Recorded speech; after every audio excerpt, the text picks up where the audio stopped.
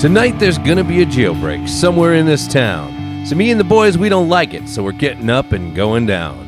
Hiding low, looking right to left. If you see us coming, I think it's best to move away. Do you hear what I say from under my breath? Tonight there's gonna be a jailbreak somewhere in the town. Tonight there's gonna be a jailbreak, so don't you be around. This is the Community Solutions Podcast. Jason Bradley, Andrew Richter from deep in the bowels of our underground lair where we're fighting off more class action lawsuits than Roundup. What's happening? Hey, that song's so good, I'm doing the Beavis and Butthead. That's good. It is a very good song. Who sings it? I have no idea. But I haven't guessed in a while. Yeah. And I'll just think of some bands and you just tell me. Okay. How about Pearl Jam? No. How about Nirvana? You're in the wrong decade, son. Green Day? That was even later. Okay, let's Yes. try. You've got the song going in your head. Can you hear it? Yeah, I have it going in my head. Yeah. Let's see. I was surprised I hadn't used this song at all yet. As you would say, Spotfly or Spotify. And I'm like, okay, where is it? I'm sure I've used this before. Oh, no. I went through it 3 times because I thought, oh, I missed it. Small hint time. Yes. What's the band name? Well, the guy ain't fat. You didn't get the joke Yeah, there. I did. Small hint time. I'm not falling for it. I'll give you a hint. The guy ain't fat. Ain't fat. Yeah. So he's very skinny. He's thin. Okay, there's something in there, and I'm not picking up on it. What is it, like Slim Band or Slim something? Pickens? Slim No. Fast? Slim into a Slim Jim. What band is Slim? Slim or Thin or something like Oh, this is going to be thin cookies. Thin Cookies. what's that one I band? like that. Thin Lizard or something, right? The Thin Lizard? This close. Thin Is Lizzie? this- Is yes. it Lizzie? Okay. Lizzie. now. Thin Lizzie. That's it. I'll give myself a tenth of a point there.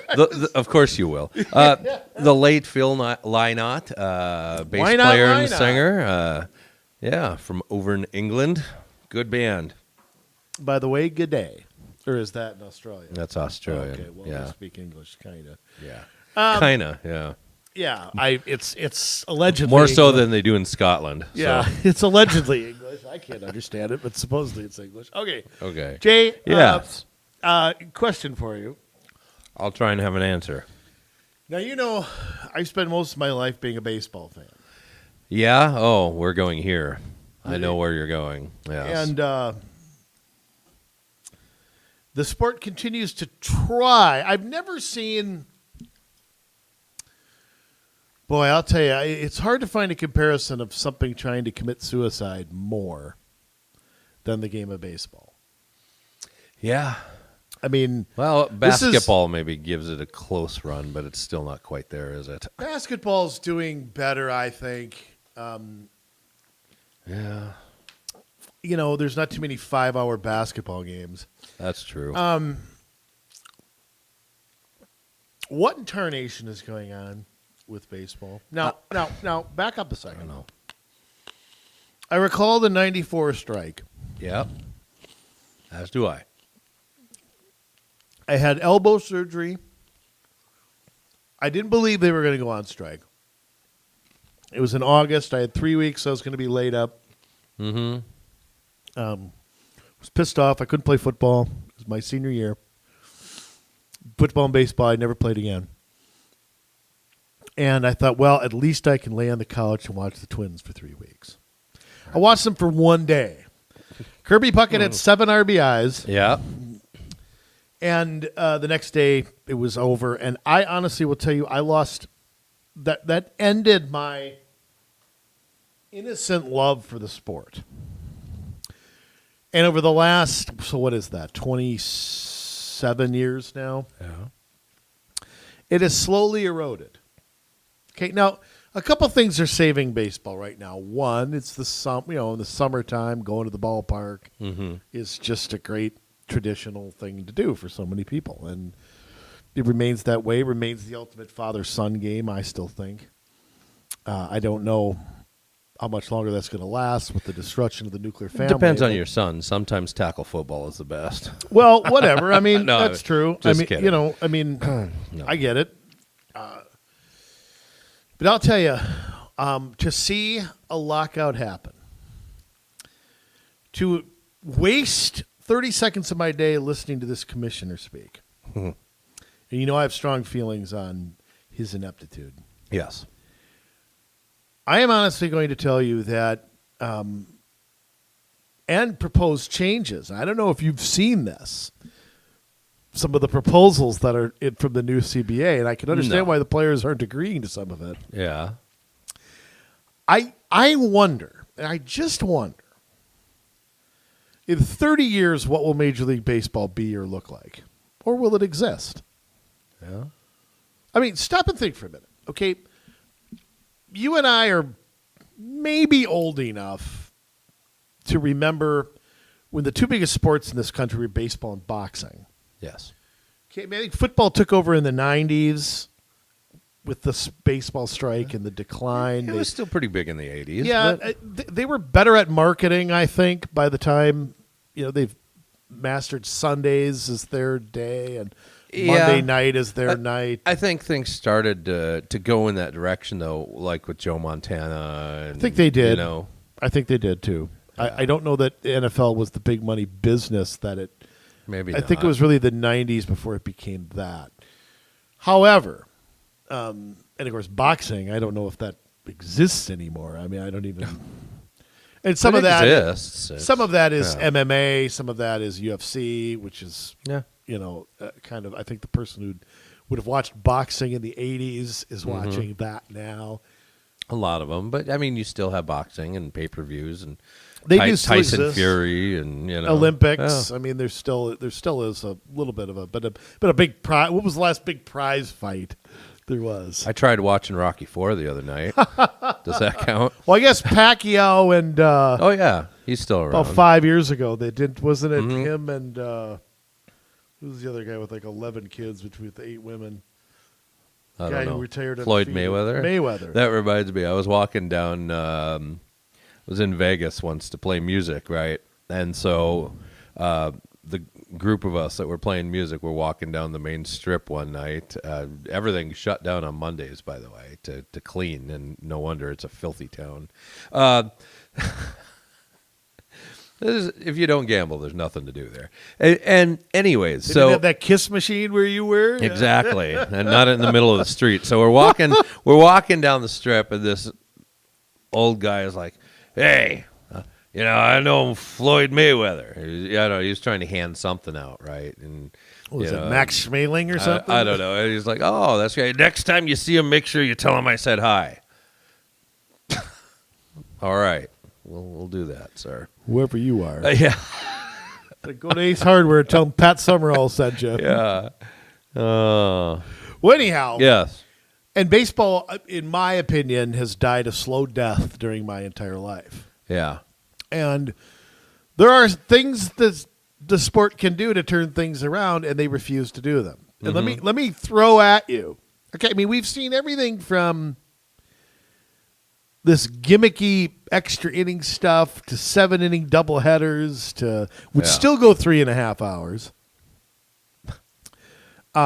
They killed interleague play by having odd number of teams in each league. So you have an interleague game every day, which destroyed the whole. I mean, what moron thought that up? It destroyed the whole novelty of it. Right. Now, the universal DH I support. That should have been implemented in 1999 when we got rid of the American and National League presidents. There is no American and National League anymore. There isn't one. There was a time, you and I were still around, when there was very different baseball Right. played in those leagues. I go back to the 87 World Series, which you can catch in my show on episode whatever it was. The Cardinals with the stolen bases and all that, playing the home run hitting too. Totally different. Yeah, totally different teams. That don't exist no more. That doesn't it's just exist the pitcher bats or he don't. No, but it's the cookie cutter team. We want the power pitchers, power hitter. We're going to have walks and strikeouts, and that's all we're going to have. And that's we're going to have the dork, the geek, the math dork run the team with the pocket protector who's walking through a men's locker room whistling Stranger in Paradise. That's who's going to run teams now, okay? So we've seen this happen. Here are some of the proposed things. Okay. How do you like this? You think having a runner on second base with one out is bad in extra innings? I got something worse. A home run derby. Oh. That's the new proposal. That after 9 innings, you have a home run derby. Well, that on hockey, he wouldn't be picked. Right. So a home run derby. So we're going to decide a pennant, okay, on the third base coach pitching batting practice. Now that's right. That's great. Okay. Yeah. A 14-team playoff. They want to expand 4 more teams. Roster expansions to up to 30. Which means every team will have 18 pitchers now. Right. And you're going to because nobody's pitcher is good enough to pitch more than 30 pitches. Nobody pitches it. Nobody tries it. You got the most arm injuries ever happening right now when pitchers are throwing fewer innings. There's no correlation between the two. So you just start with those couple things. Okay. And just let those sink in. Financially, this sport has had 50 years since the advent of free agency in 1974. They have had 50 years to fix themselves, and they can't do it. Right.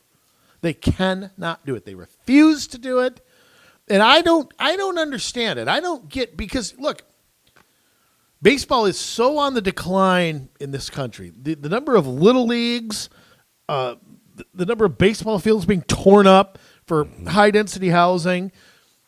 I mean, it is scary how many young people are not. I mean, look, when I was a kid, everybody played Little League. Yeah. Fucking the biggest dork on the face of the earth played Little League. They needed something to do. There wasn't a phone to look at. There wasn't anything like that. But I saw the worst, most uncoordinated people on earth play Little League. Now, look, once you got past that, we weeded out the guys who stunk. Right. Okay, but I mean, it's lower than ever right now. Yeah. You know, and I mean, where are baseball going to get its players?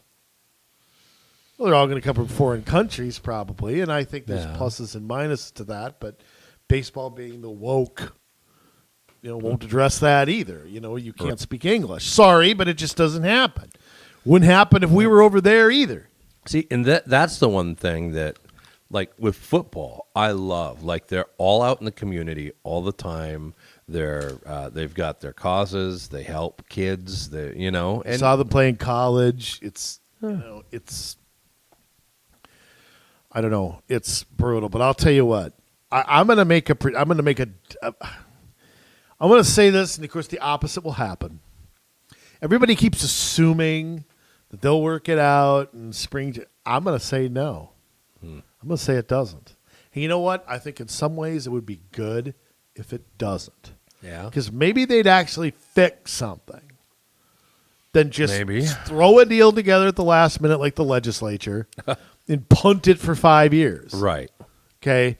So, but I mean, something has to be done about the money. Mm-hmm. Something has to be done about the unfair competition that is going on in this sport. Yeah. I mean, name a sport where it's so ridiculous. Mm-hmm. You look at football, basketball, hockey, you don't see. Now, look, baseball has differences at those sports. They have minor leagues and they have international scout. There are teams that get revenue sharing, put money into that, and I understand it. And there are cheap-ass owners out there. Well, Carl's been dead for about 15 years. I know. And it hasn't changed much since then. No, but I mean, the Pohlads, and I'm one that does not knee-jerk criticize them, but there is a self-imposed salary cap here, and the Pohlads are worth $5.5 billion. If they want to spend on their team, nobody's stopping them. But they're right to point out that it isn't, revenue-wise, isn't fair, is also the truth. Yeah. And I don't know why baseball won't do anything about it. Right. Why don't the players want to do anything about it? I mean, why don't they go, okay, look, well, if every team gets to spend X, where's that money going? It's going to the players. Yeah. Just what are you seeing here?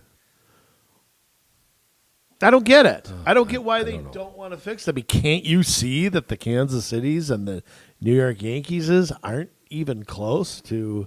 I mean, look, they don't have to be. There's no way to make them equal, okay? Because one owner can spend if they want, and one owner doesn't. But there's ways to make this fairer, more competitive. Well, and before the people jump down your throat about, well, you talk about. How socialism is bad and fair share. This is a private club. This is not the government. This is a private club of billionaires that purchase sports teams with the idea of turning a profit. Right. Yeah, I mean, that's definitely true. I mean, that's what they've done in every business they've had. Yeah, and if they can't, like, Johnny C. Williams can't show up with $1,000 at MLB headquarters and say he wants to start the Albuquerque sand dunes. He can't do that. So right. It is not 30 shoe companies competing with each other. If there were only 4 left, that would not be good for the game. Right. It is different. And I know I've criticized the NFL as socialism at times. Yeah. Because I think they go too far with that. But I do too, the whole parity thing. Yeah, I mean I think they've gone too far. Salary caps, but yeah. Well, salary caps are one thing. I don't particularly like them. I like the minimum, yes, but I don't like the maximum because it breaks up good teams. It's like, okay, if you do a good job drafting, and why should you get penalized when they become free agents and you can't sign them? Well, it's not. Yeah. And other teams go and pick them off. Well, that isn't fair either. I mean, it's just so. I mean, I don't know. I don't like seeing good teams broken up because a team did a great job of drafting and trading and scouting and all that. I think that's unfair. But point being, is baseball going to be around in 30 years? Well, I think it'll always be around. Major League Baseball, I don't know if it'll look the same. I don't think it looks. Oh, here's another thing. Yeah. Prediction I actually was right on. Proposing getting rid of umpires. What? Yeah, there will not be a home plate umpire. It will be a ding if it's a strike. Computerized, like camera? And yes. Oh, my goodness. It's being experimented with in the minors, and everything that gets experimented there ends up in the majors. That's where the 7-inning games, that's where the guy on second started, that's where... I'm telling you, that is akin to introducing auto-tune into music, and it was tried out, and it could make singers who were a little pitchy sound better on the margins, and then people experimented with it, and all of a sudden it's on everything all the time to the maximum amount, and everybody sounds like a stinking robot because there's no personality left in the voice anymore. And and same thing with quantizing beats, and there's no room for drummers to move things around unless they consciously decide to do that. But a lot of them, they just snap it to the grid, snap it to the grid, snap it to the grid on the computer, and it just makes things blah, which is exactly what this would do to baseball, is just kind of make it blah. It takes the human element out of it, and it's... They've been doing that for years. Yeah. It's all... And I mean... What's Ron Gardenhire going to do when there's no bad calls anymore? Well, and I would add to beat the shit out of the computer, I guess. I mean, here's the other... I foresee a day where there's no managers, where every decision is put into a formula that spits out a one-size-fits-all answer. Here's who plays. Here's how many pitches. Here's pitch hits. Here's when you pull the pitcher. Here's when you do a shift. Here's when you... It will all just be computer. I mean, they already have all this, but the manager on some teams has discretion. The Twins not being one of them. I believe that their brass are coaching from the press box. It's one of the reasons I think they're bad GMs, because it's not their job. It's their job to tell the manager when to take somebody out. And I think that's what's going on. I think that they're already somewhat implementing this. And you know what it does? It takes the unpredictability out of it. It turns baseball into the Family Feud. I already know what's going to happen. Right. Somebody's going to win. They're going to get to the end, and what's the host's name? He's really funny. Family Feud? Yeah. I can't think of the guy's name. It doesn't matter. He's hilarious. Yeah. He's going to make fun of the guy at the end who can't get can't get the numbers right. I mean, Steve Harvey. That was a while ago. Steve Harvey. Yes. That's the guy. Yeah. He always cracks a few jokes at the end about the people who can't. Well, I mean, let's just talk about it. This is a smaller microcosm of what's happening to all of American society and culture.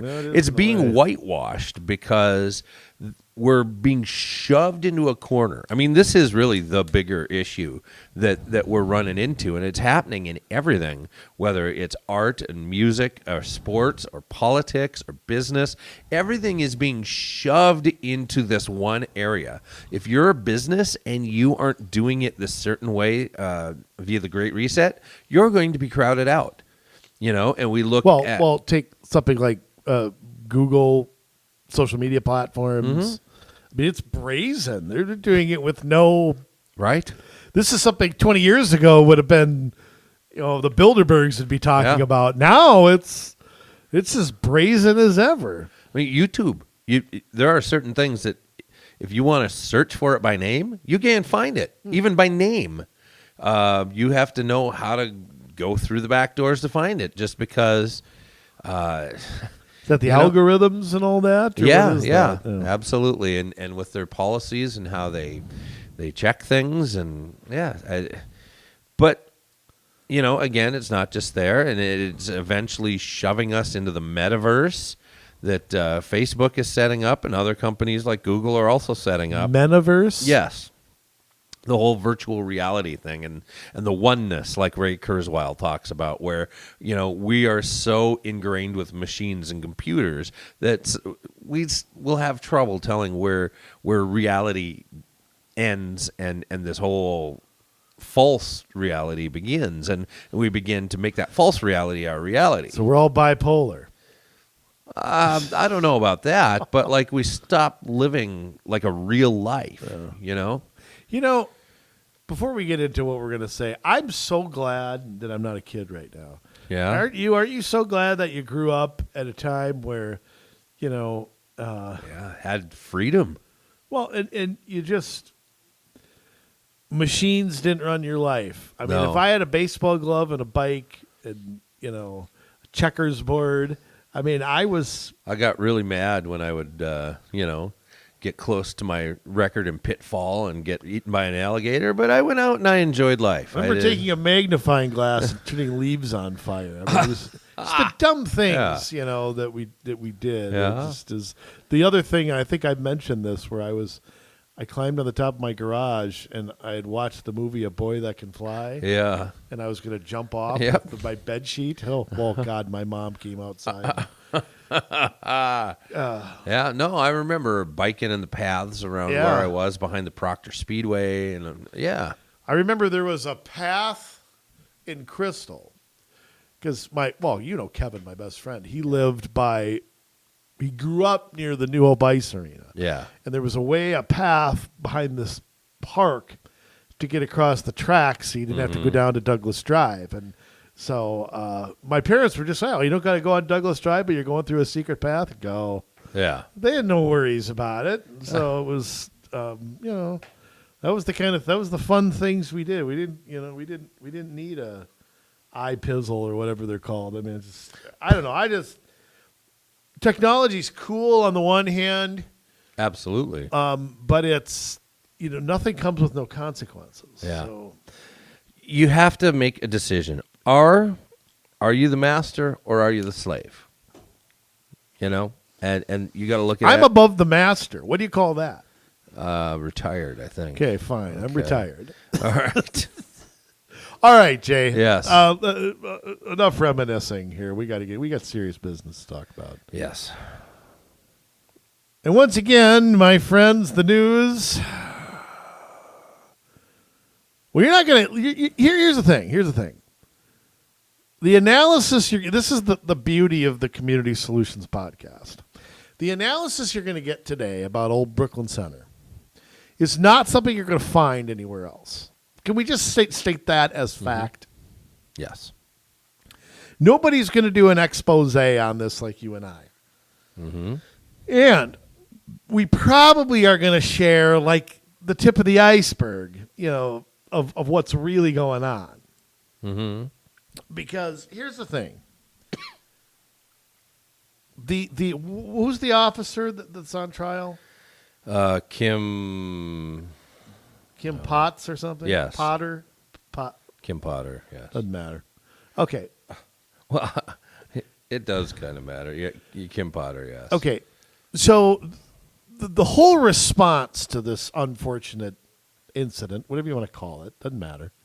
I mean, we all saw the video and made our own conclusions on it. Mm-hmm. By the way, did Ellison take over this case? I don't know. That's Okay. that's something maybe I have to find out. I mean, I was a huge critic of that, and I still am, because that's why we elect county attorneys. But I was impressed with the job that the prosecution did in the Chauvin trial. Yeah, Because I thought they turned it into a circus right. about race and all that crap, and they really didn't. Well, I think he wanted to win. I don't think he wanted to lose. I think This case is a lot dicier, in my opinion. Absolutely. But I mean, I think the other case was pretty clear that the officer was in the wrong. To what degree can be debated, but this case is more dicey. But I will say this. Brooklyn Center's reaction to this, okay, has really left the city, I think, so much worse off than they were. Okay? Why is it, Jay? Let me back up and ask a dumb question. Why is it that you can't why do we live in a society that we have to blame somebody? Look, bad things happen every day. And yeah. we don't change the laws all the time. We don't riot. What is it with this one case here in Brooklyn Center that is transfixing? I mean, this city council's basically done nothing but talk about this for the last 8 months. Right. And the state did take this over. Keith Ellison his office added the first-degree manslaughter charge in September. So That's right. An interesting charge. I don't know how an intentional death. That's what first-degree manslaughter is. You're gonna have trouble making that case. But tell you what, I didn't think second-degree murder was warranted in the Chauvin case, and judge let it in. The judges don't like to get reversed, so Yeah. I was surprised that got a conviction there. But anyway. But why? What is it about this? Why does the world have to turn upside down? And I mean, I don't say that lightly. I mean, I don't say that, because I don't care about the families and all that. But why can't a mistake be a mistake? As bad of a mistake as it is, Right. There needs to be consequences for it. yes. But why does the whole city department and all that have to, be firebombed here? Right. I mean, they make it out like there wasn't a struggle, like he wasn't resisting arrest, And anytime that you get into the heat, Wasn't pulled over for a legitimate reason. Right. But that's bold because that's what I don't understand is that they're acting like none of this other stuff existed. And yes, if she was just in the middle of a routine traffic stop, decides to, if he got a little lippy or something and she decided to pull it out to tase him and it was the gun, then yeah, that is different than he's trying to get back in the car. He's trying to get away from her and shove her away. Let me ask an uncomfortable question. Yeah. How much of this case has to do with the officer is white, the victim was black? Because I'm going to tell you something straight out right now. Yes. And again, I'm going to get crap for this, but I'm going to say it anyway because it's true.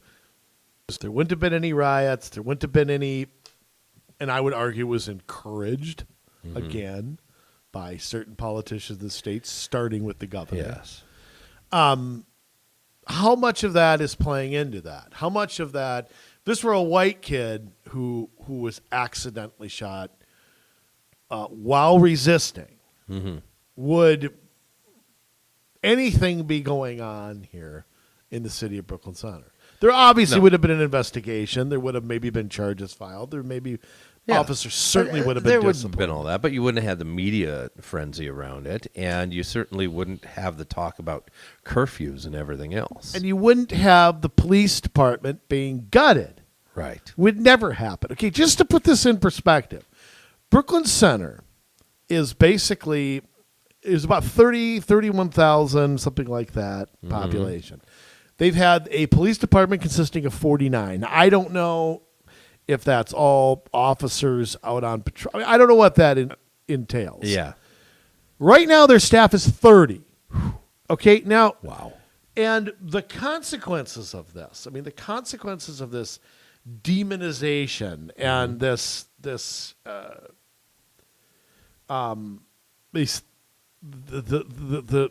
changes that continue to be pushed. April 11th, 2021 was the date of this incident. Call service, this is from Brooklyn Center's own city manager presentation. So if you jerks out on Twitter want to sit there and accuse me of making crap up, get off your dead ass and look at yourself. It is right here on their website. I took a picture of it. Okay? So, and somebody else tweeted it, somebody from Channel 12. Okay? The average response times to a call were 9 minutes and 52 seconds. Now, that's prior to April 11th, 2021, when this incident happened. Now, I don't know if that's good or bad. I don't know if that is everything from my cat stuck in the tree to, my husband had a heart attack to dad's beating the hell out of mom. I don't know what that entails. That is their internal information. Okay. The average response times to calls now is 10 minutes and 47 seconds. You got longer. So you think, Jay, that 1 minute, what could happen in 1 minute? It could be life or death for somebody. Yeah. It absolutely could be. Serious injury. Every second is just so precious. Calls for service we're holding for an average of 9 minutes and 50 seconds. Holding. Yeah. That seems like an eternity. Now, Yes. 17 minutes and 58 seconds. It's all Double. doubled. Yeah. This is the results of the decrease in officers. Forget what the officers are doing. Forget what they're pulling people over for. Stop all that for a second. Right.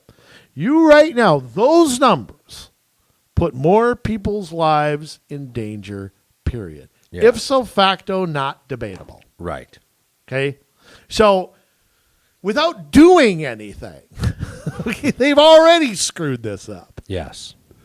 So, but it is amazing to have a council confronted with this. And I'm sure confidence in the city and all that is draining every waking minute. Yes. All right? I'm sure that's happening. And yet, they are moving forward with their version of defund the police. They don't call it that. They pretend it's not that. Yeah. But when you take resources away from there and give them to a social worker, whatever the damn plan is, doesn't matter. that in and of itself is a version of defunding the police. Sorry, it is. Mm-hmm. Absolutely. Okay, now, back in May,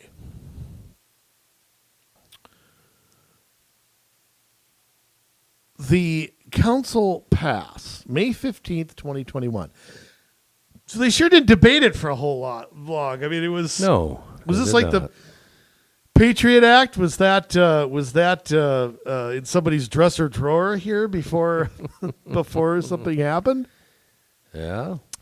They passed the Duante Wright and Kobe Dimlock Heisler Community Safety and Violence Prevention Act. That's one hell of a title. Yes, it is.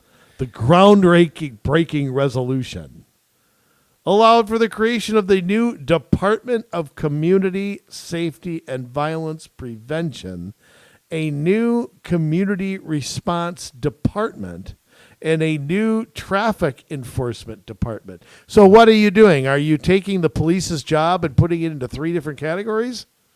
Yeah, I guess so.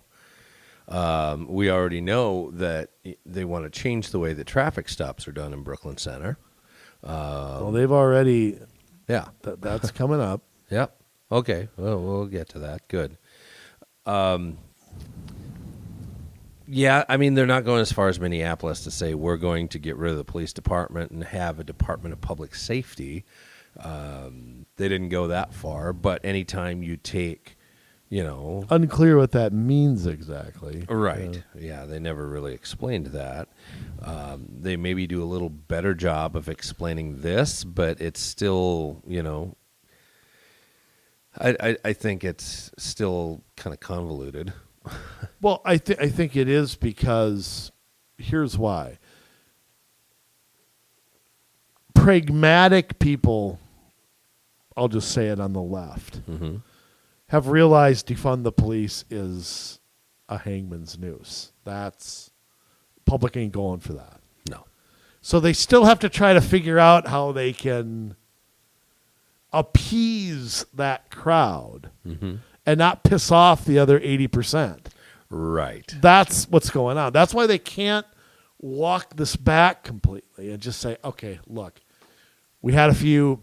The person who killed George Floyd is in jail. The person who shot Mr. Wright is on trial. We can't just let the wheels of justice work. No. Yeah, we can't allow that. Can't do that in 2000. There's no certainty there. So we can't allow that. So they have to come up with some BS or some way to make it look like they're changing things. But I always say this.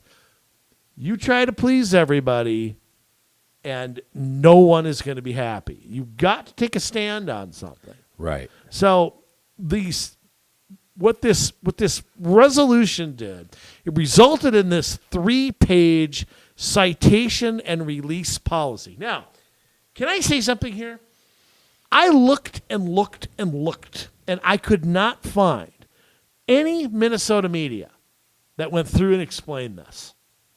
Of course not. Isn't that amazing? Well, people think that, this is just a city issue, but these city issues spread. They spread like bad weeds. It starts in Brooklyn Center, goes to Brooklyn Park, goes to Golden Valley, St. Louis Park. Next thing you know, it's over in the corners. It's out in Egan. It's up in White Bear Lake. It's out in Savage. And we can't take for granted these things, because once they start to spread in the metro, then it goes to the bigger towns outside of the metro. You get, things like the League of Minnesota Cities that start picking up on these and say, hey, this is what we got to do. So if you're not paying attention outside of Brooklyn Center, you're doing a disservice because you'll never be able to recognize it when it comes to your town. Well, and also let's understand too, it's not just people who live in Brooklyn Center that go to Brooklyn Center. No. I mean, nobody goes there in their right mind, but no, but people drive through it, or yes. it's not. Oh yeah. drive on Highway 100 or you drive on 694, you're going through it. Center. So I mean, let's not pretend too that this is an island somewhere. I mean, you're right though. I mean, this versions of this, and they may not look. Here's the other thing too: the council does not have to pass a resolution to have some changes like this. Police departments can implement their own changes. Sheriff's departments can implement. The sheriff is elected. Yes. And outside the 7-county metro, and outside of like Duluth and St. Cloud, the sheriff's office in the rest of the state, flyover state, is really the chief law enforcement wing. It's not. There are counties that have like 2 local police departments, and everything else the sheriff's office. Yeah. And like I said, sheriffs are elected. They can implement. They can change. They don't need anybody's. I don't think they don't need the county board. Someone. You see county attorneys not prosecute stuff. Yeah. So I mean, there are 87 counties here, and I'm telling you, there are versions of what we're going to read being talked about and implemented all over the place, whether it's out in front or it's behind the scenes. But let me tell you something, it's everywhere. Okay, like the Macho Man used to say, it's all in the deed. It is. We're reading this 3-page document. It defines what an officer can do in the requirement of a misdemeanor or a gross misdemeanor. Yeah. Now, I don't know what this changed from what, okay? But the category in gross misdemeanors. If a full-time or part-time officer establishes probable cause that a person has committed a gross misdemeanor, that officer must arrest and book the offender as required by law. Okay, and I'm going to stop there. Why does that have to be written in here? Shouldn't. If that's required by law, that's out of the city's purview. I mean, it's okay. The law is the law.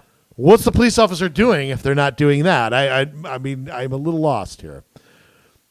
Unless holding the person in custody is required by rule of law or is necessary to mitigate an ongoing threat to public safety, the person being held or property, the person shall be released pending charges.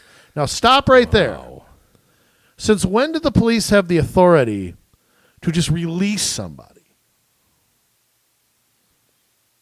Do they or don't they? Not If really. there's pending charges. 'Cause now they're even taking it out of the hands of the county attorney. Well, exactly. I mean, who decides? Police don't charge people with something. No. That comes from the county attorney's So office. if I'm an officer and I arrest somebody for a gross, now I can't think of an example of a gross, what is that? You stole a car? Is that a felony or I don't know. I try to obey the law. So yeah. But I mean, What? if you commit a gross misdemeanor, is that like a vehicular thing or is, You know what? what's an example of a gross misdemeanor? You look that up. All right, I'll do that. And by the way, it says, unless holding the person in custody is required by law or necessary to mitigate an ongoing threat to public safety. Well, but that's pretty gray area there. What do you mean an ongoing threat to public safety? I mean, who's the arbiter of that? Obviously, nobody knows because look at the situation in Waukesha. That guy was 50 exactly. pages worth of danger to society. No, it was his SUV. That was the problem. Is the that SUV drove him. He didn't drive it. Oh, that's what it is. So, I mean, oh, my word. So stop and think there. You arrest somebody, you book them, and then you must release them. Yeah. Okay. Citation in lieu of arrest. If a full-time or part-time officer establishes probable cause that a person has committed a misdemeanor, the officer must, in lieu of arrest, approach the person in a professional and respectful manner, consistent with the department's conduct policy, issue a citation, or refer the matter for charging consideration and allow the person to leave. So, you've committed a misdemeanor. Yes. I come up there, I tell you shame, shame, everybody knows your name. Right. And then you leave. Alternatively, in lieu of issuing a citation, the officer may refer the person to one or more public assistance or service programs recognized by the city when appropriate to assist that person. So, hey, your tabs are expired. I'm going to give you information about a program that the city is offering to, whether you pay your tabs or not, we don't care. But there's a program there to educate you on the importance of doing that. So, I don't know. You haven't paid your child support. I'll tell you what. We've got counselors. We got counselors over there, and they'll help you sit around and think about that for a while. Oh, boy. Gross misdemeanor in Minnesota is a serious criminal offense. It is defined as any crime that is punishable by up to 1 year in jail and or a $3,000 fine. Common gross misdemeanors include the following offenses: a second DWI within 10 years, a first-time DWI with a blood alcohol content of 2.0 or greater, DWI test refusal, and theft of property valued between $500 and $1,000. So, somebody goes and steals a 40-inch TV out of somebody's home. You have to let them go. Yeah. Okay. All right. Yep. Now. Also, I mean, we should point something out. Was Mr. Wright was he under arrest at the time that he was pulled over? He was pulled over for expired tabs and had a warrant out for him. Right. And of course, the warrant separate from the tab situation. I'm trying to remember because that video was a while back. I'm trying not to misspeak either, too. Placing him under arrest if she was going to cuff him, and that's why. Or I thought he tried to resist. He did try to resist. Yes, okay. He tried to get back in his car. Okay. So yes, there was a kerfuffle. I'm surprised that's not a gross misdemeanor as well. Right. Resisting arrest, isn't that? It should be. Okay. Here's my favorite part. Yes. Alternatives to arrest and custody. If arrest is not required by law and the alleged offense is a misdemeanor, the officer shall attempt alternatives to arrest and custody to de-escalate the situation, such as removing the person from the scene. Well, I'm sorry, removing a person could require like bodily, would that require maybe handcuffs? Would that require, yeah. I mean, could require a arrest taser. Arrest is not required, but what if the person ain't cooperating? Don't you got to do something? Mm-hmm. Call that counselor and bring, I mean, what is that? This is like feel-good woke stuff with, you go be a police officer and sit there and, and try to, I'll tell you, some of them have the patience of Job. Yeah. An officer is not required to attempt alternative arrest or custody if the officer determines, based on specific articulable facts, that such an attempt will pose an immediate threat to public safety. Well, that's a split-second decision an officer has to make. Mm-hmm. How do you know if somebody's going to... Let me tell you something. When something blows up here, people are going to go, well, why wasn't the person arrested? Why wasn't the person handcuffed? Yeah. Why wasn't the person in the back of the police car? Well, we were trying alternatives to that. Right. We were trying alternatives to custody. Right. We were going to talk it out, and we were going to, all watch, Growing Pains reruns and see if that, brought somebody back to their childhood. I mean, come on here. I mean, this is mush. Right. If an alternative to arrest or custody is utilized, the officer must issue a citation or refer the matter for charging consideration and release the person. So that does not say here that someone cannot be pulled over for expired tabs. Right. So you still can be pulled over for that. Mm-hmm. You can still be issued a citation for that. Right. So how does that fix what happened? It doesn't. I mean, not pulling them over doesn't fix. Then nobody will pay them. So there's no consequences then to not paying your tabs like I have to. Right. So I don't know what the hell this is. I mean, I don't just. Any officer's required records here. Any officer who arrests and takes a person into custody for a non-felony offense must record with specificity the reason for not issuing a citation and releasing the person in the case of a gross misdemeanor. Huh? I mean, I'm just looking back. It's like, I think I just said, how much wood could a woodchuck chuck if a woodchuck could chuck wood? I think that's what I just said, okay? I don't get it. Well, what is being said here is that, so if it's a felony case, they get arrested, they get booked, they stay in jail. If it's a gross misdemeanor, they must get arrested if it's the law that they be arrested and detained for that. And then released, it says. And then released, right. You can then release that person back into the wild, as it were, in order to commit more crimes But what happened? Wait a minute. What happened to a district attorney coming in and right, you get a second a second DWI and I'm just going to release you the next morning? I don't think so. No. Yeah, here's your keys. Yeah. What? I mean, I realize people make mistakes with that, but again, there's got to be consequences to that.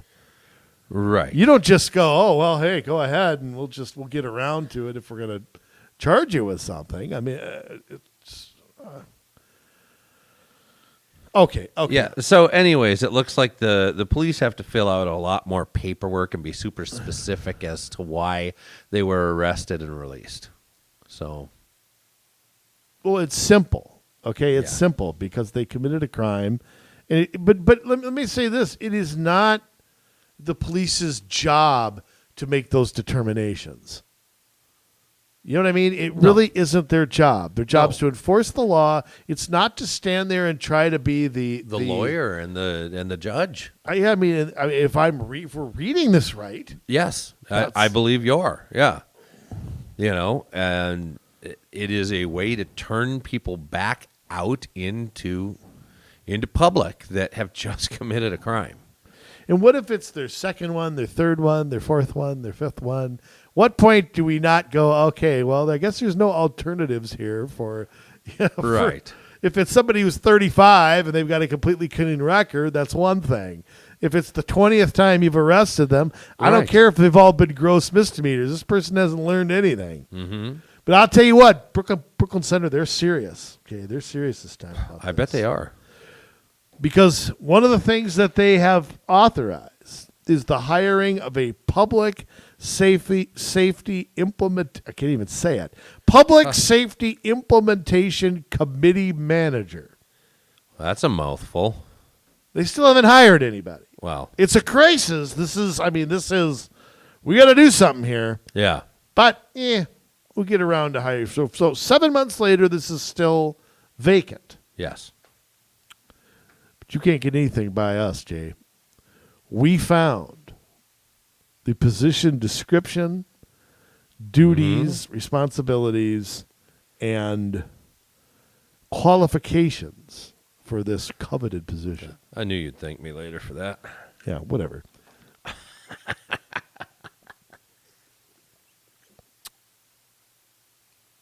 So this position is to implement, I guess. Yes, we'll coordinate project implementation. Okay, whatever. I can't. It's just too much of a. It's just Fuzzy Wuzzy was a bear. Fuzzy Wuzzy had no hair. Fuzzy Wuzzy wasn't very fuzzy, was he? Okay. Duties of this position. Mm-hmm. Managing and coordinating a community-orientated public safety resolution implementation process. The hell is that? That just says a whole bunch of nothing. Maintain and coordinate stakeholder relations. I see the word stakeholder. Yeah. That seems to be that's just the word why do now. I see that word on all of these Because it's the Great Reset. That's why. Saw long before this, though. Stakeholder groups. Yeah, everything is turning from shareholder into stakeholder, and because you have the governmental aspect of the Great Reset, that's why, the stakeholders in this instance would be minority communities. It would be, I suppose, the incarcerated. I don't know. The activists. It would not be the police. It would not be certain racial groups. It would not certain be businesses would be in or out. Yeah. You know what? I'm going to say this right now. I don't care about their duties and responsibilities. It's all a bunch of garbage. Oversee and supervise the work of blah blah blah blah blah. It's the typical corporate talking points. I want to get down to what qualifies somebody to do Yes, this. that's interesting because not too long ago we took a look at the head of security position for Robbinsdale Public Schools that they were hiring and found out that the qualifications really were not, be head of security somewhere for 5 to 7 years and have a criminal justice no law degree. enforcement. Right. No, have a background in equity. Okay. Let's see what this position has. Okay. With number one, this is really the only one I have to read. Okay. 3 years experience in leadership, advocacy, either in government or for a nonprofit. Now, stop right there. Yeah. Why don't these cities ever think outside the box? I think the worst thing you can do here is bring in an advocate or somebody from government or something like that. That's probably the worst person to bring in here. Yeah. You do not want an activist here. You need a level-headed person that is not on one side or the other who can coordinate some of the things that you're looking for here. Right. They all, look, this was copied from something. Oh, of course it was. I bet there are other positions like this. This is not the first. Brooklyn Center didn't dream this position up. Of course not. Of course not. They just added a word. But you know what? Maybe I qualify for this position. Maybe I should apply for this position, being someone with leadership experience in a nonprofit. You've definitely been an advocate. And I've definitely been an advocate.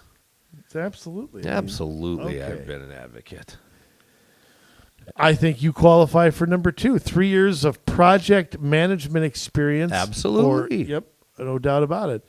2 years of experience developing and implementing systems, processes, and infrastructure that supports the engagement of multiple stakeholders in work. That's enough that even if I qualify for that, that's enough to make me not want to do it. It's the second time I've read stakeholders. Well, it's not an accident. Experience managing a budget and grant funding. The ideal candidate. They have the ideal candidate. 5 years of professional experience in advocacy. Wow. Professional. So in other words, you're a hired gun. Oh yeah. You're the person that 20 is plenty hired to go down and complain at a city council. I mean, that's... Wow. Sounds like a fair process to me. Knowledge of the criminal legal system and preferably of policing policies. So not a degree, just knowledge. And here's the last one. Yes. I saved the best for last. Remember, this is the ideal candidate. Yes. A demonstrated commitment to social, racial, and economic justice. Oh, there it is. And an interest in local policy, politics, and government. Huh. Wow. So, how could I shoehorn myself into that one? A commitment to social, racial, and economic justice. Well, I've got a commitment to that. No, I mean, it's not just you. my version of it just looks a little different. It's like equal justice. Everybody gets treated the same. That's not what they're talking about. But I've got a commitment to that. Yeah, a commitment Yeah. to your version of it. Right. Now let's fast forward a little bit. So let's fast forward a little bit to their meeting on November 29th. According to the website, they're still meeting virtually. 70,000 people are at the Vikings game, but these idiots are meeting virtually. Can't put 5 people in a room.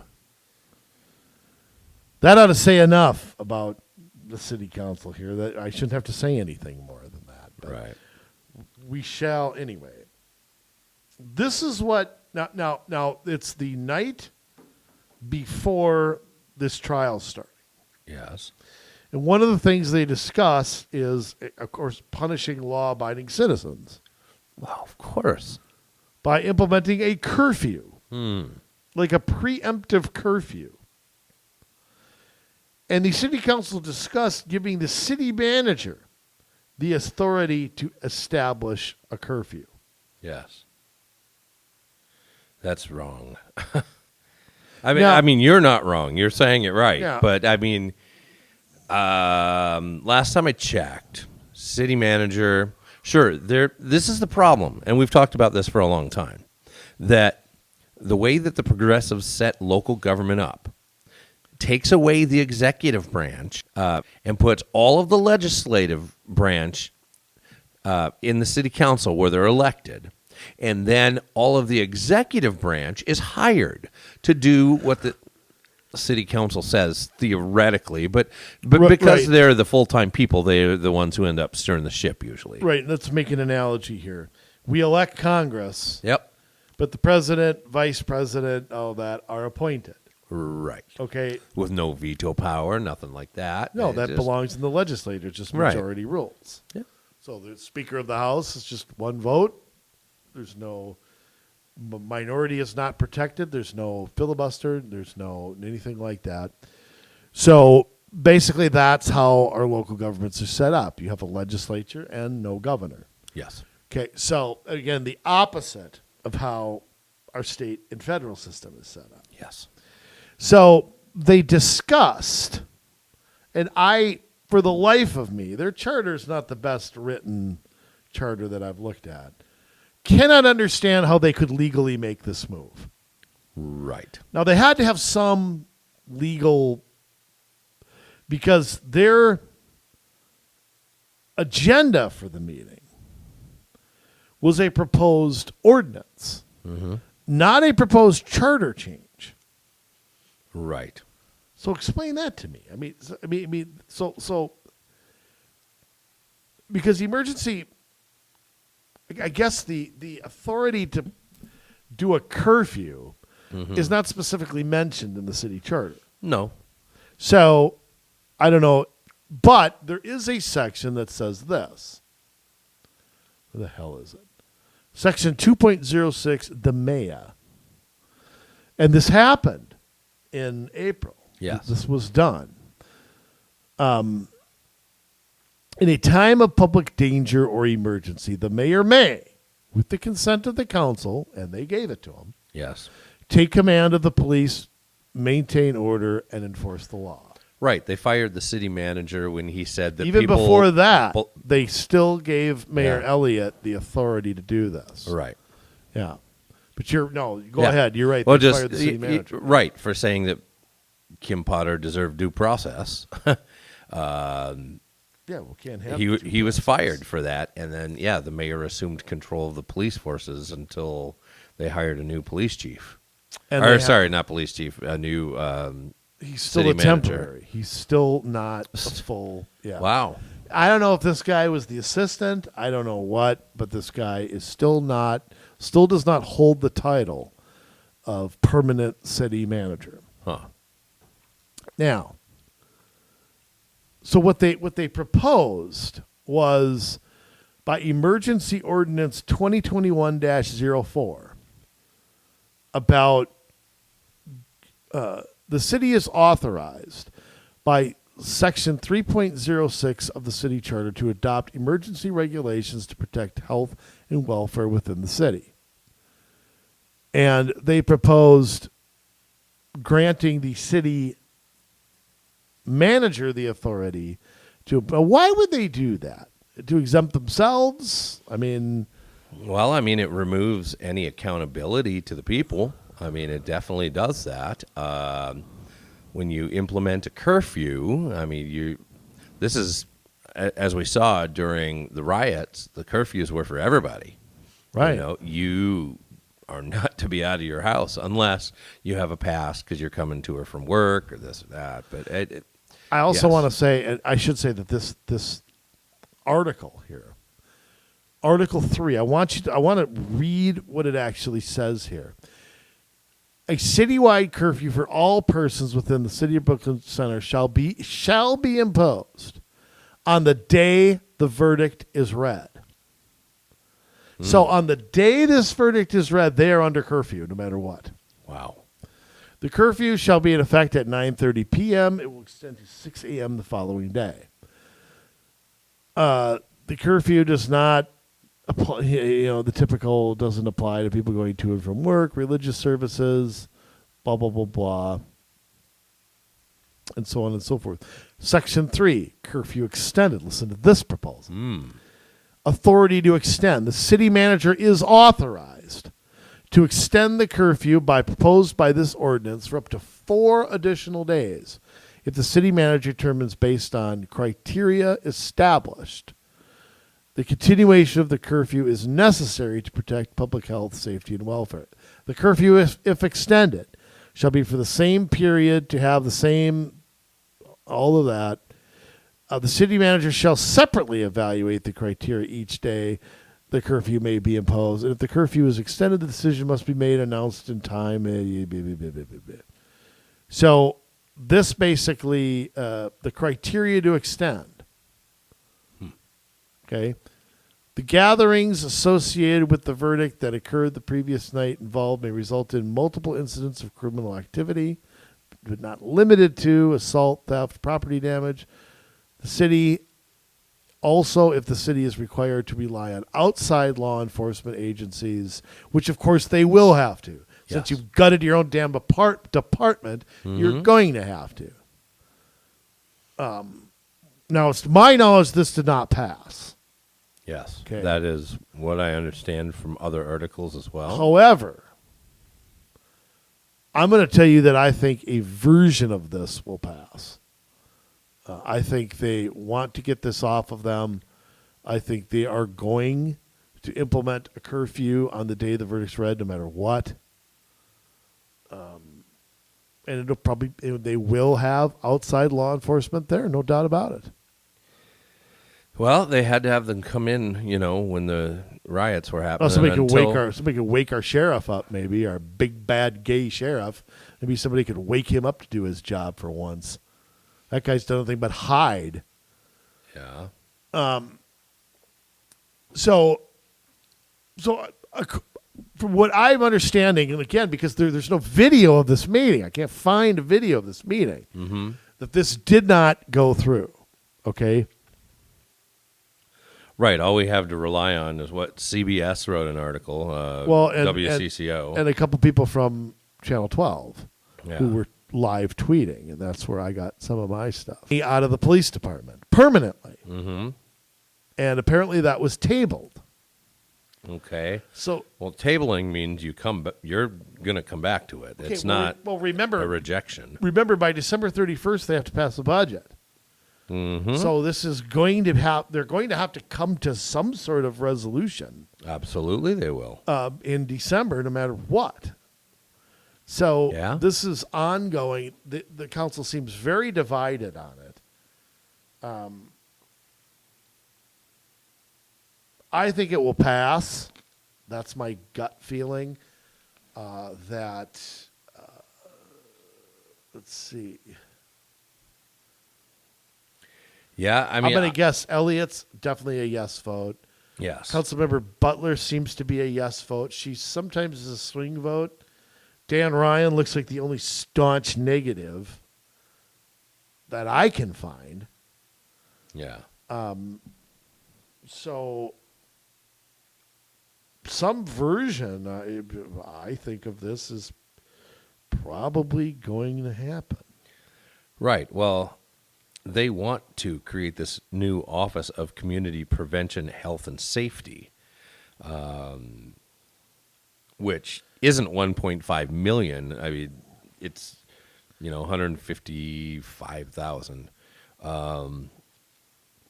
So Yes, but the funds that they are redirecting yeah, are the one point that is the big issue. right. This meeting went to like 11:30, so it was just it was back and forth over blah blah blah blah blah blah. I mean, I would like to. Yeah, I just, they were looking at their budget, and it says police services, the budget would make up 39% of the next year's budget. And then Golden Valley only dedicated 28.6%.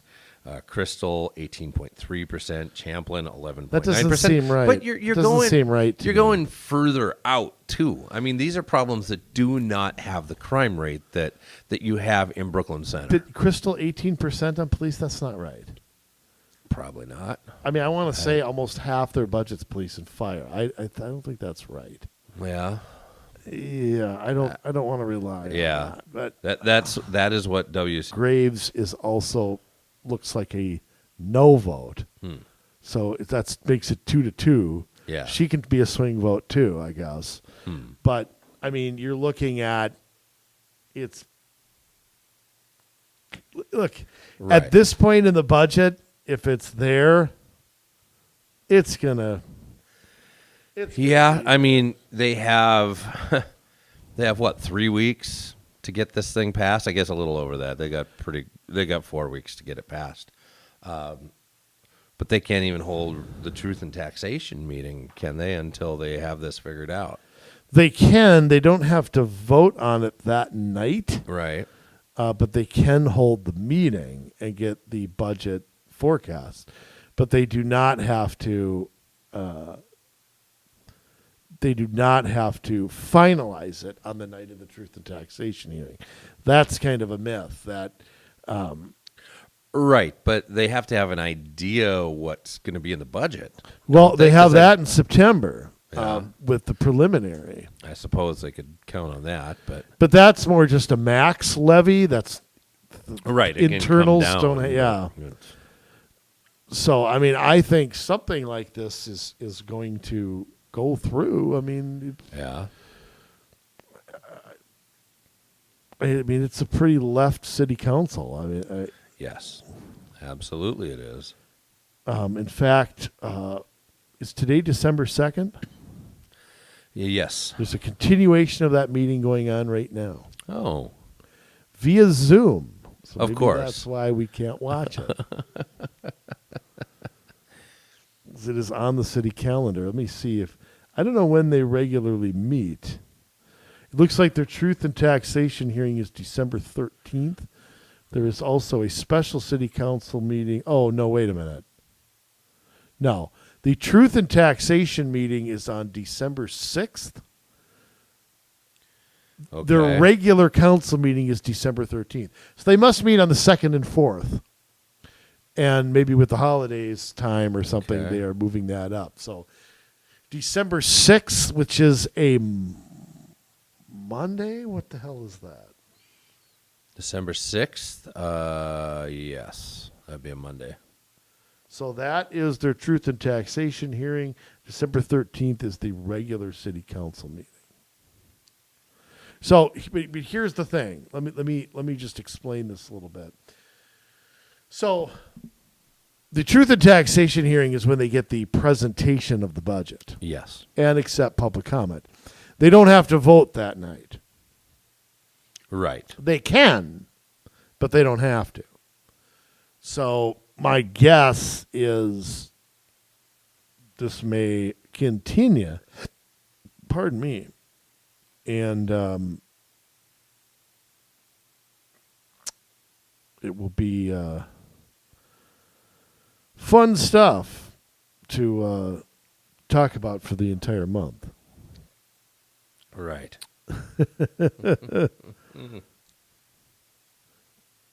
In fact, December 13th. Yeah, there is no agenda yet. There wouldn't be.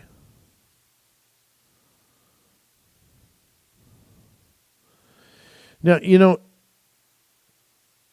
it's just sort of strange that they can get away with holding these meetings right now. Continuation of November 29th. This meeting, so it says meeting, special council meeting, not work session. It will begin via Zoom. To join the meeting, use this link or dial. Why do you have to do that? You can't make it easy because then people will attend. You got to make people jump through hoops. But I just don't understand why it's on Zoom. I mean, why aren't these people? There just isn't the impact of a meeting if everybody's sitting on their computer. Right. It's just interesting too. I can't find an agenda. Nothing specific to say. So it's a special meeting, but it's not a closed meeting, right? No, it's not a work session. It's Right. not anything like that. According to the city website, I mean, that's what I'm reading it off of here. Okay. City comment. I'm going to search a little more. So yeah, the council members, Mike Elliott, the mayor, Councilmember Butler, can't pronounce the first name. Dan Ryan, April Graves, we mentioned her, and then Chris Lawrence-Anderson. Okay. That's the council. So, Well, if you live in Brooklyn Center, I would say make sure you contact those folks. And I would even go a step further. If you live in the cities around Brooklyn Center, you live in Crystal, Brooklyn Park, northern Minneapolis, don't think I'm forgetting anybody there. I guess maybe across the river you have Fridley and Spring Lake Park and a few others. This does affect you. And I would say that... Okay, Jay, I just need to interrupt. There is now video of the meeting from the 29th. It is 5 hours and 25 minutes long. Oh, my goodness. Yeah. So, and I found the agenda for today, too. Yes. Let me guess. Item 1, waste taxpayer money. Item 2, waste time. Item 3. Item 3 is Yes. Here's the agenda right there. Oh. Look how specific that is. Wow. Call to order. Roll call. Agenda items, which is continued discussion of the 2022 budget, and then adjourn. Yeah. There you go. Right. Well, we know what part of the budget they're talking about because I think everything else is probably hammered out. Probably. So this is that last 1.5 million. 1.21 gigawatts. But like I was saying, for those surrounding cities, this has an effect on you because if they're putting their criminals back out on the streets, they may stay in Brooklyn Center. They may wander over into the next suburb or 2 over or 3 over. Maybe there's a sweet house in your city that they've been eyeing up, and maybe you're the next victim. Well, and I'm gonna even go further with that. If there is a curfew in Brooklyn Center, what are the odds there's a curfew in this city, that city? That may follow as well. That happened. That happened several times. Yeah. I didn't follow it. Come and arrest me. Yeah. I don't live in Venezuela. So No. I'm not doing anything wrong. I can walk out in the street if I feel like. I don't follow them. So, do what you want, but Yeah. I'm going to. But I would give this piece of advice to mayors and police chiefs. Why don't you form a class action suit to go against the city of Brooklyn Center and tell them you can't turn your criminals back out onto the streets? That increases our costs, I think the price to taxpayers, and the safety of our officers. I think the reason they don't do it, number one, I'm not sure the courts are the best place to decide this. And number two, I just think that it's a little club there with a lot of these folks in charge. Although some of these mayors and police chiefs are upset. I mean, they were very upset at what Minneapolis was trying to do. They're upset, but they stop short of doing any action. Yeah. I mean, I think the appropriate thing to do is doing the exact opposite of whatever Brooklyn Center is doing. Yes. You do the opposite. You start a trend the other way. Don't sue them. Don't just say, okay. No, you're going to gut your police department. We're not. Yeah. You're going to release your criminals. We aren't. You'll be the only city around here. You'll have that as your reputation, where all the criminals go. Yeah. Have fun. Yeah. Or maybe when here's what another thing I would consider doing. You want to do some catch and release? Here's what I'm going to do. I'll catch them in Crystal, catch them in New Hope, catch them in Brooklyn Park, release them in Brooklyn Center. It's like in the Dukes of Hazzard. They take you to the county line. Yeah. There you go. Hey, you're safe here. Yeah. Don't come back over here, but you're safe in Brooklyn Center. Have fun. Hey, look. Yeah.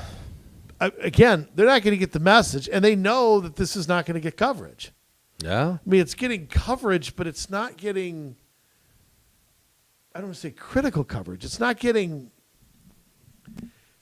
seen as anything.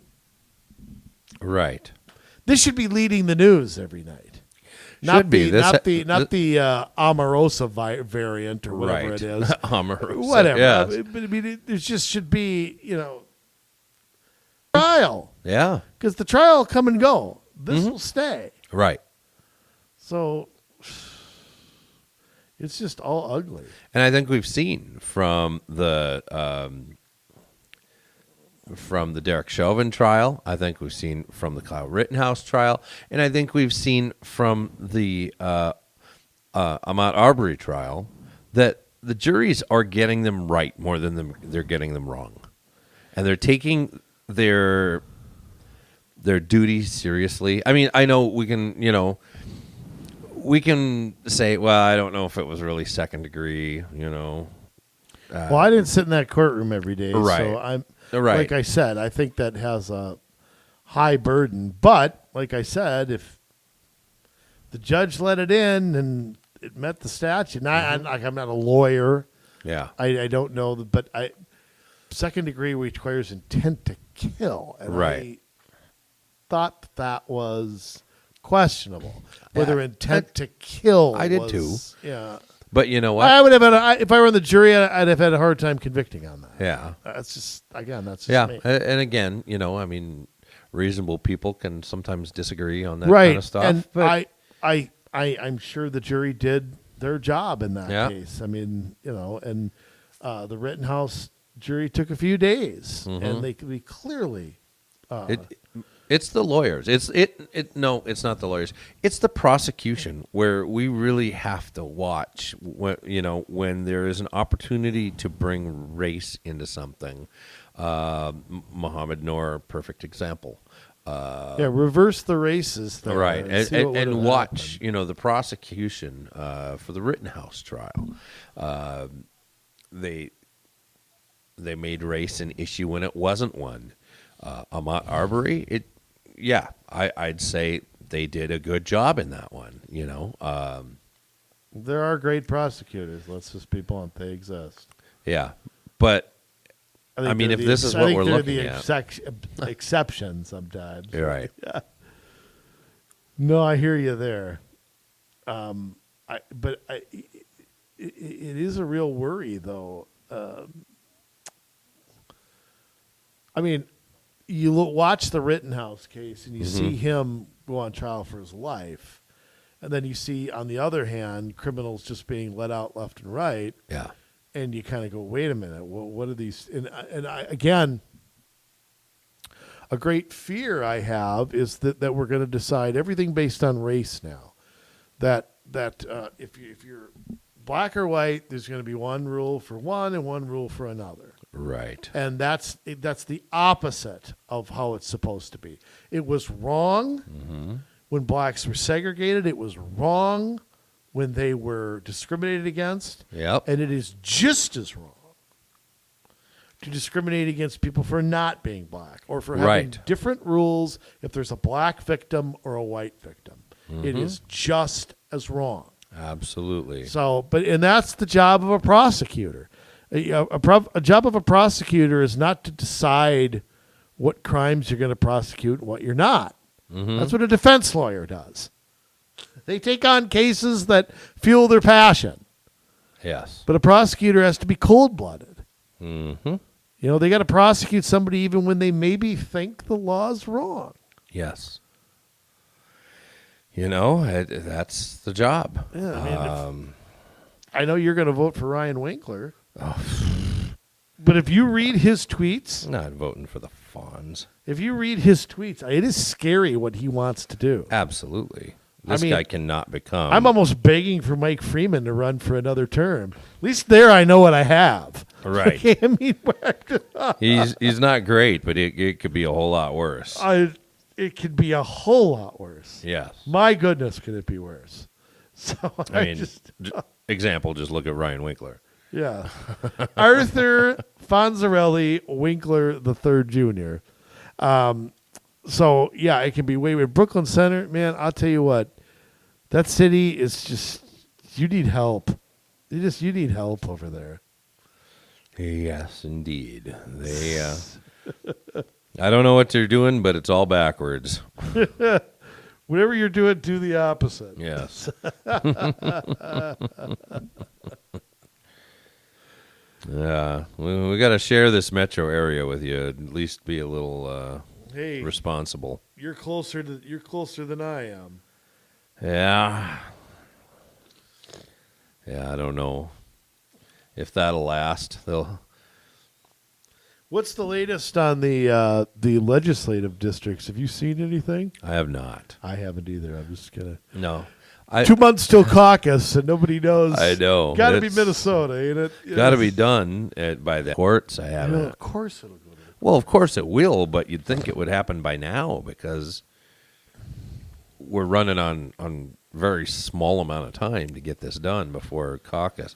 Will they push caucus back if it's not done? They'll have to, won't they? No, they can't within a certain time period, though. I think once they've established a date, I don't know that they can just push that back on whim. They might meet under the old caucus, which is interesting because I don't know how you elect delegates, but right. I don't know. Caucus yeah, because if they end up in a different... Caucus is dead. Caucus is dead. Just call it what it is. Have the funeral right now. All right, Jay. Yes. It's that time again. Time for you to sound off what you're thinking. Community Solutions, as always, presents jet flying, limousine riding, wheeling dealing, son of a gun. He's got the hair of Fabio. He's got the body of Arnold Schwarzenegger. Maybe nowadays. There we go. Ladies and gentlemen, we proudly present with a sign-off sermon, words of wisdom, words you take and you listen to. Jason Bradley. Thank you very much, Andrew. You know, speaking of which, I don't know if you had ever seen, it must have come out in the 80s. It was one of Arnold Schwarzenegger's first movies. Hercules Goes Bananas. I think they call it something different now. I think they changed the title. Oh, it was so bad. Bad as Conan the Barbarian? Bad. Oh, worse. Millennia worse. But it's so bad, it's good. You've got to see it at least once. I actually liked a fair amount of his movies. Predator, Running Man, Kindergarten Cop. Kindergarten I thought Cop. the Kindergarten Cop was great. I thought he was really good in it. There's another one I can't think. Well, Terminator, of course, we remember him most for. But I thought for what he was, obviously he had limitations as an actor. What he was, you're talking about like he's dead. No, I mean what he was as an actor. You know, his English and his... He was going to be in that action role. Right. You know, no matter what. Right. So I thought for what he was, I mean... Yeah. He did fine for...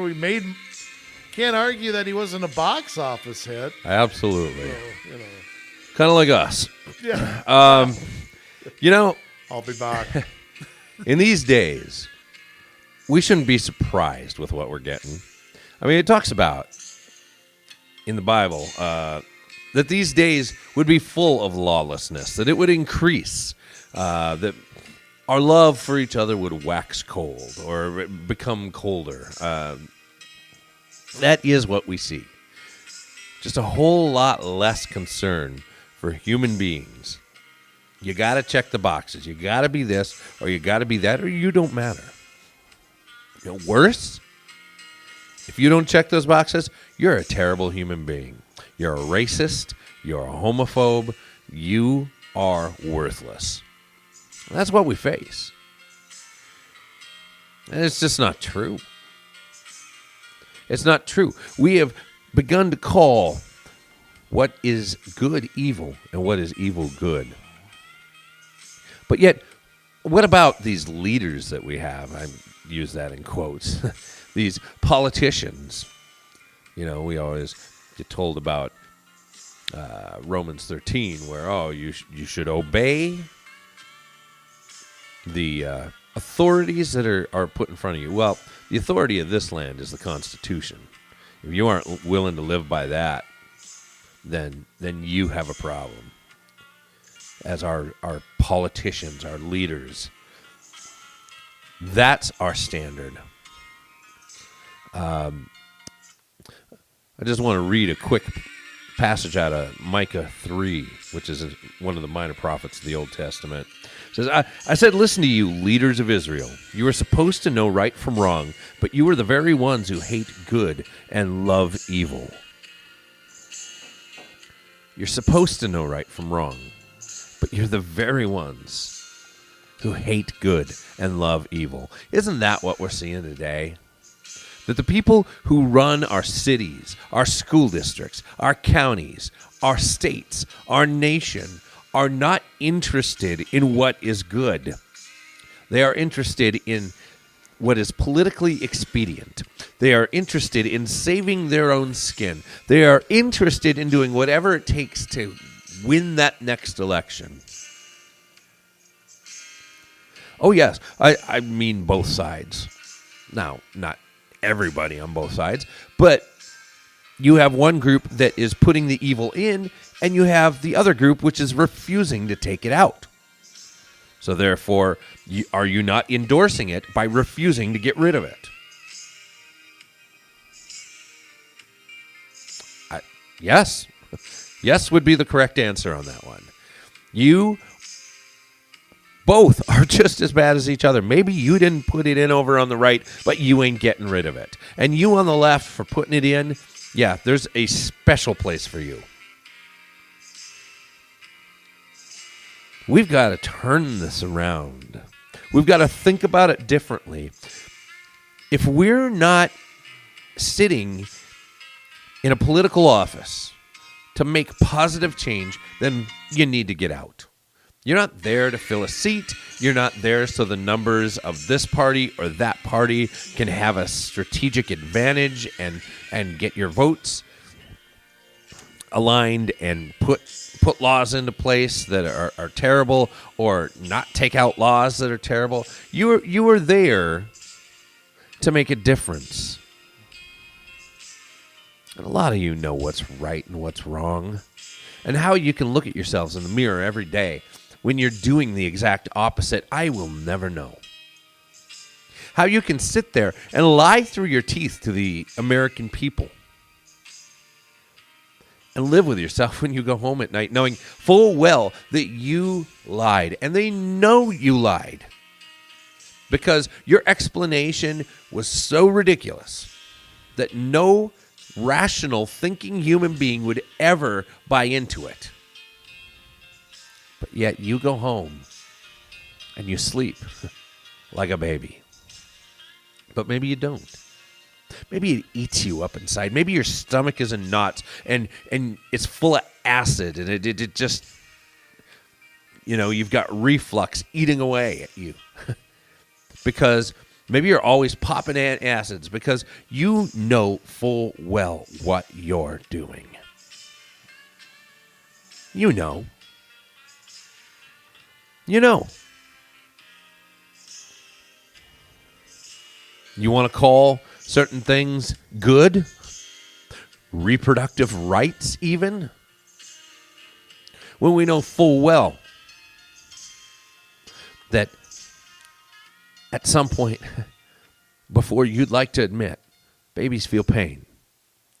Babies move around. They maybe can't exist independently outside the mother's womb.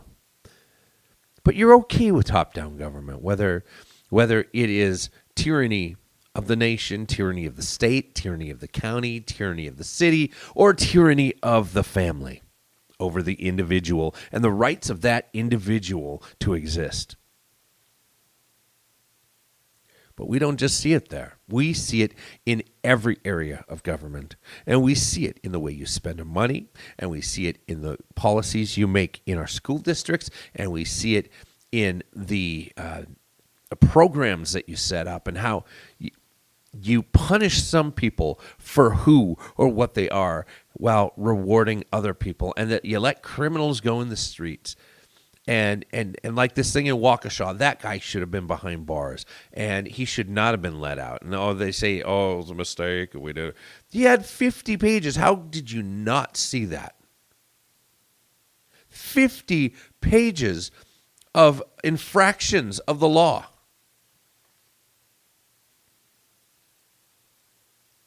But yet we're calling what's good evil and what's evil good.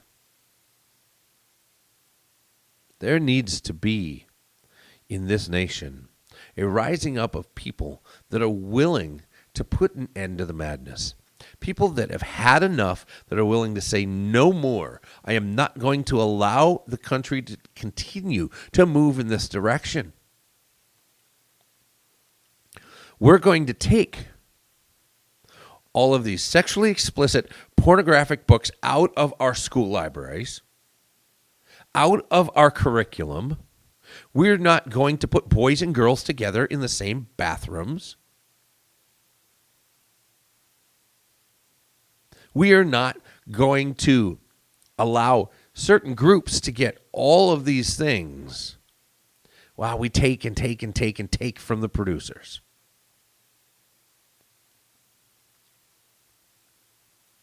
How many of you are with me on that?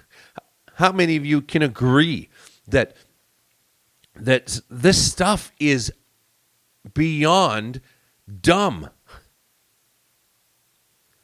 But here's the thing, it's serious business. We cannot continue to allow these things to take place. We cannot make light of them. We cannot say, it'll turn around on its own. It's not turning around on its own. It hasn't turned around on its own since they took prayer out of schools. It hasn't turned around since Woodrow Wilson put in, all the stuff in 1913, and all of a sudden we had the Federal Reserve, and all of a sudden, he started to build an administration that would be able to take over and take all of these things and manage them in a way that is not responsible to the voters. That's what we're seeing in Brooklyn Center, and that's what was started in the early 1900s by these progressives. We need a radical change. We don't need people to get elected and then just go along for the ride. We don't need people to get elected and just, vote their heart. We need people who are willing to get elected with a bold vision, saying this is not okay, and we are going to change this, and we are going to propose things, communism and totalitarianism in our country. We're putting an end to it. We're putting a stop to the stupidity, and we are going to walk in a different direction entirely. We need leaders. We need bold leaders. Is that you? I know a lot of you that are bold leaders are leading businesses. You're leading ministries. You're leading nonprofit groups. But you see what's happening, and it hurts your heart. We need you. You know, George Washington didn't want to be president. He certainly didn't want to be president a second time. And he certainly didn't want to be president a third time. They talked him into it twice. I think the best politician is a reluctant one. So if you're on the fence, now is the time. Now is the time to begin putting your plan together. Because guess what? Next year's going to come fast, and you are going to be in a place where you're behind the eight ball already because you didn't do the legwork ahead of time.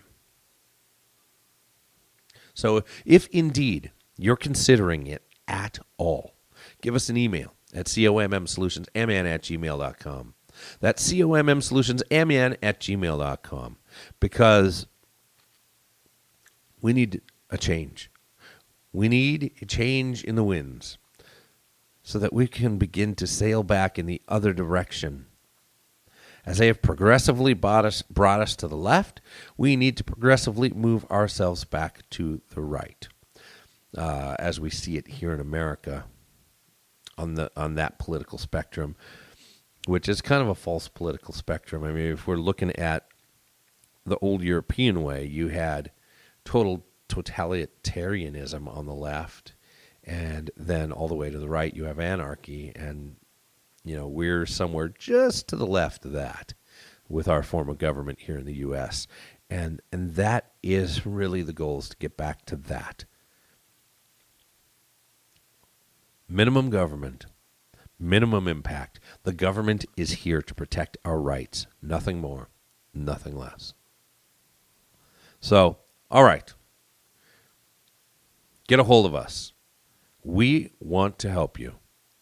If you want to make some radical changes, if you want to stand up and do something great, if you want your name to go down in history as being one who would not sit down when they told you to sit down, if you are one who will not be cancelable, then you get a hold of us. commsolutionsmn@gmail.com.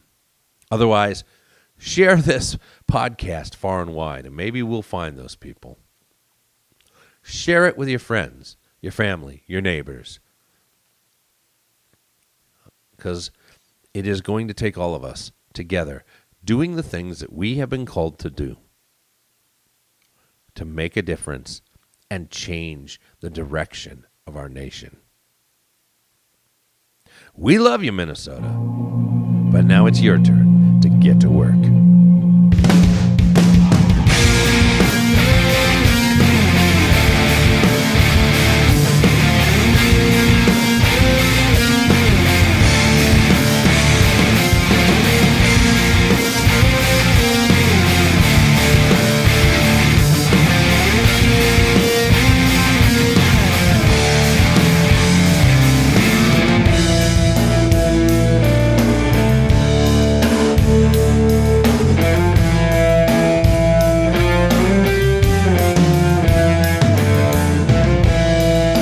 Take my life, caught a break between the lines. Don't let me be. If I get too caught up